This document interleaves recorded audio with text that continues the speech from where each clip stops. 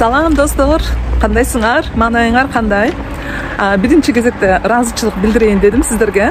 Инстаграмда жазгам, YouTube'да кандай темаларда видео жүктөйүн деп. Ошондо эки тема келди. Бүгүн биринчи темасына даярдык көрүп, сыртта да аба ырайы абдан сонун экен. Ошондуктан паркка барып, ошол жактан сиздерге видео жаздырайын деп бара жатамын. Анда эмесе темасы кантип оюбузду так даана айтып жеткизе алабыз. Өткөндө абдан кубанычта болдум.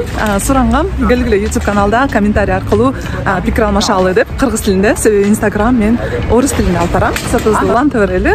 Комментарий жазыңыз, тема жазыңыз, кайсы темада сиз уникалдуу коучтан жооп алгыңыз келет. Ошол темага жараша мен даярдык көрүп, анан ушундай видеолорду сиздерге чыгарып барамын. Мен үчүн абдан чоң кубаныч сиздер менен ушинтип YouTube канал аркылуу пикир алмашуу. Андыктан темабыз канткенде оюбузду так жеткиликтүү кылып башкаларга бөлүшө алабыз же айта алабыз. Негизи 3 нерсеге бөлдүм. Биринчиси бул ойдун өзү же идея, экинчиси бул түзүлүш, структура, орусча айтканда, үчүнчүсү бул практика. Эми ошолорго токтололу. Ойлонуп сүйлөсөк, албетте биз максатыбызга жетебиз. Ойлонбой сүйлөп алып, канча жолу биз бири-бирибизди таарынтып алганбыз тууралуу.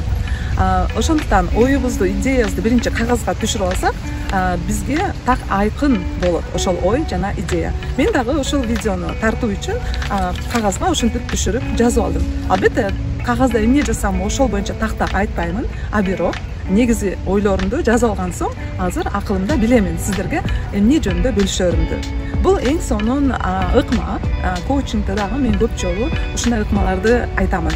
Жазуу түрүндөгү ыкмалар, техникалар биздин мээбиз менен түзмө-түз, майда моторикабыз менен байланыштуу болгондуктан бул эң сонун ыкма болуп саналат. Ойлорду так айкын айтуу үчүн көптөгөн китептерди окуса жакшы болот. Себеби китепте көп ойлор так айкын жазылган. Китеп окуу бул биз үчүн сонун пайдалуу. Биздин кыргызча айтканда сөз байлыгыбыз көбөйөт. Анан сөз байлыгыбыз көбөйгөндө дагы биз оюбузду туура жакшы жеткире алабыз. Экинчи ыкмасы бул структура, орусча айтканда, кыргызча түзүлүш. Түзүлүш кандай болуш керек? Биздин айта турган оюбуздун биринчи кезекте эң негизги ой, башталгыч, экинчиси болсо ортосу, үчүнчүсү болсо аягы.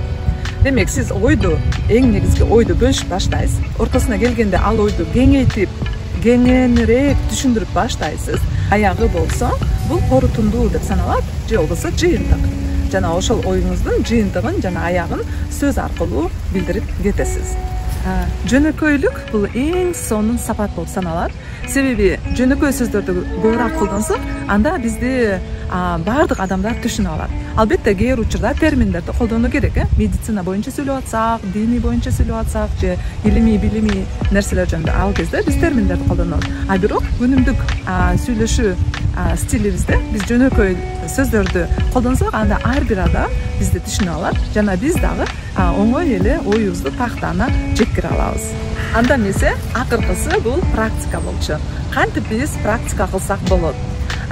Төмөндө айтып кеттим, биринчи кезекте көп китеп окусак, биз сөз байлыгыбызды көбөйтөбүз жана китептен үйрөнө алабыз канчалык ойду так, даана жеткирсе боло турганын. Экинчиси бул жазуу түрүндө. Биз оюбузду сөзгө айландырып, кагаз бетине жазып түшүрүп жатканда, ошол кезде дагы бул сонун практика болуп саналат. Мен мисалы сиздерге кеңеш берет элем. Сонун бир дептер сатып алып, сапаттуу, тоз, аны өзүңүздүн күндөлүгүңүзгө айландырып, күнүгө оюңузду жазсаңыз, ошонун аркасынан сиз үчүн практика болот. Ошондой эле анын дагы бир пайдасы сиздин эмоциялык жана психикалык абалыңызга сонун таасир этет. Бул мен коуч катары ушундай техникаларды бөлүшөмүн өзүмдүн кардарларым менен.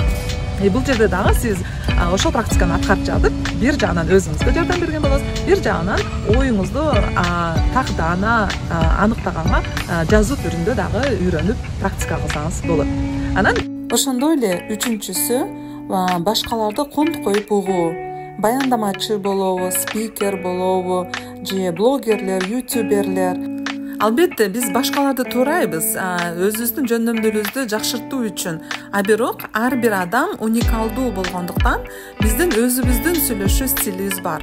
Бирок ошол өзүбүздүн сүйлөшүү стилибизге жеткенге чейин биз ушундай практикаларды жасайбыз. Угабыз, окуйбуз, жазабыз, Ким билет, бир күнү сиз дагы блогер болуп каласызбы, баяндамачы же жазуучу атүгүл китеп жазып каласызбы? Ошондуктан бунун пайдасы абдан чоң. Андай болбогон күндө дагы күнүмдүк жашообузда биз адамдар менен таанышып пикир алмашканда өзүңүзгө дагы аларга да жагымдуу болуу үчүн ушундай аракеттерди жасайбыз. Кымбаттуу менин окуучуларым, көрүүчүлөрүм, катталуучуларым, сиздерге чоң рахмат. Өзгөчө Айдан айым мага ушул суроону, ушул теманы ачып бериңиз деп жазган экен. Ушунчалык ыраазымын. Сиздин аркаңыздан ушундай жаңы видео жасадым, чыгардым. Жана сиздерден дагы ушул видео боюнча кайтадан байланыш сурайт элем. Суранам, уккандан кийин канчалык деңгээлде бул тема ачылды, түшүнүктүү болду, жаза кетиңиздер. Уялбаңыздар, тартынбаңыздар. Керек болсо, кеңешиңиз болсо да жазып коюңуздар. Мен кеңеш кабыл алууга даярмын жана кубанычта болом. Силердин коучуңар Зузу Качиева. Анда эмки видеодо көрүшкөнчө сак саламатта калыңыз.